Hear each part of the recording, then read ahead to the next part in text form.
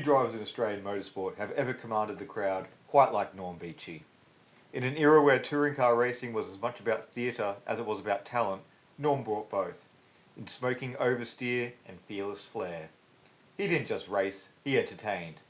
Before there was Brock, Johnson or Moffat, there was Stormin Norman, and in many ways, he paved the way for them all. Born in 1932 in Melbourne, Victoria, Beechey was drawn to cars early.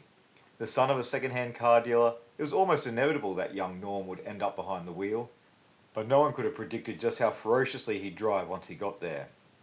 In the 1950s, Australia's motorsport scene was still finding its identity, somewhere between dirt tracks, hill climbs, and the early glimpses of touring car promise. Norm Beechey saw opportunity in the chaos. At the age of just 22, he entered the 1956 Albert Park meeting, a support race for the Melbourne Olympic Games Grand Prix in a Ford Custom line. Heavy, clumsy, and American-built, it was hardly a precision tool. But Beechey wrestled it around like a man possessed, and people noticed. He wasn't polished, not yet, but he had guts. And more importantly, he had a gift for car control that defied the physics of the machinery he was steering.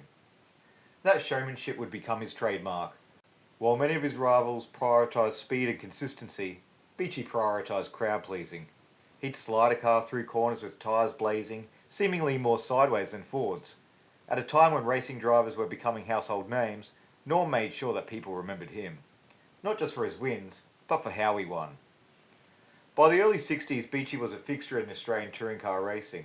He started modifying cars out of his own garage, experimenting with larger V8s and tougher suspensions. While his contemporaries stuck with sedans, Beechey turned to Detroit muscle. In 1963, he famously imported a Chevy Impala from the US, a behemoth of a car for Australian tracks, and stormed to victory in the call to title, leaving spectators awestruck.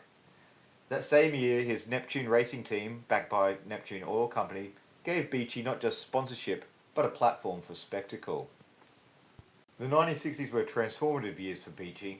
After stints with Studebakers and a brief partnership with David Mackay's Scuderia Veloce outfit, Beechey took a bold step, importing a Ford Mustang, and later a Chevy Nova, and then a Chevy Camaro SS. Massive, thunderous, unapologetically American machines that brought raw horsepower and showbiz back to Aussie circuits. But it was 1965 that marked his true arrival. At Sandown, Beechey lined up in what was then an Australian touring car first, a Ford Mustang. A lean, aggressive machine that looked as good as it sounded. He was the first to bring the pony car to Australian circuits, and it changed the game. That year he won the Australian Touring Car Championship, defeating the likes of Bod James and Jim McCune. It wasn't just a title win, it was a paradigm shift. The era of V8 supremacy in Australian motorsport had begun, and Beechey had fired the first shot. What made Beechey so dangerous wasn't just his car choice, it was his uncanny ability to extract the absolute limit from those beasts. The Mustang was quick, but in Beechey's hands, it was electric. He knew how to find grip on broken surfaces, how to brake late without fear, how to drift just enough without overdoing it. Spectators adored him, rivals respected him, and promoters begged him to return.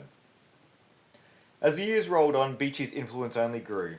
In 1970, driving a Holden Monaro GTS 350, Beechey delivered Holden its first ever Australian Touring Car Championship. It was a huge moment.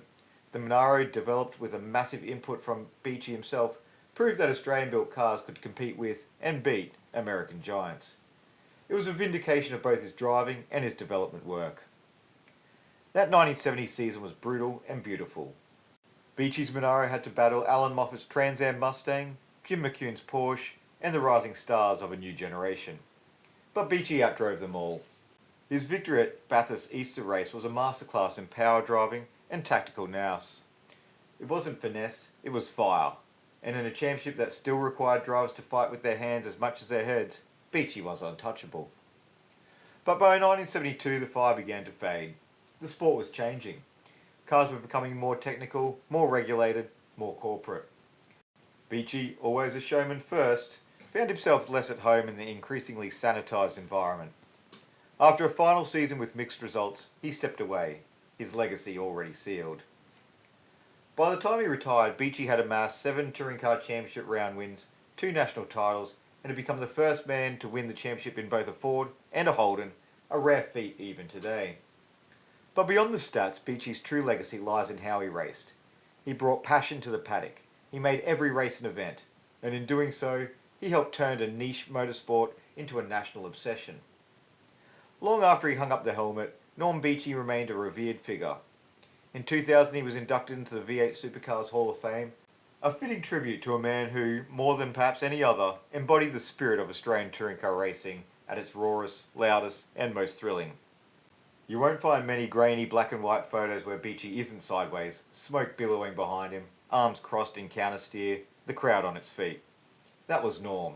He drove like every lap mattered, every turn was a challenge, like every crowd was worth impressing. And for generations of racing fans, that's exactly what he did. And that's the story of Norm Beechey, the fearless showman who brought muscle, mayhem and magic to Australian motorsport. He wasn't just a driver, he was a pioneer, a performer, and a legend whose legacy still echoes through the roar of V8s today. As fellow touring car legend Jim Richards once said, Norm didn't just race the car, he wrestled it, and the crowd loved every second of it.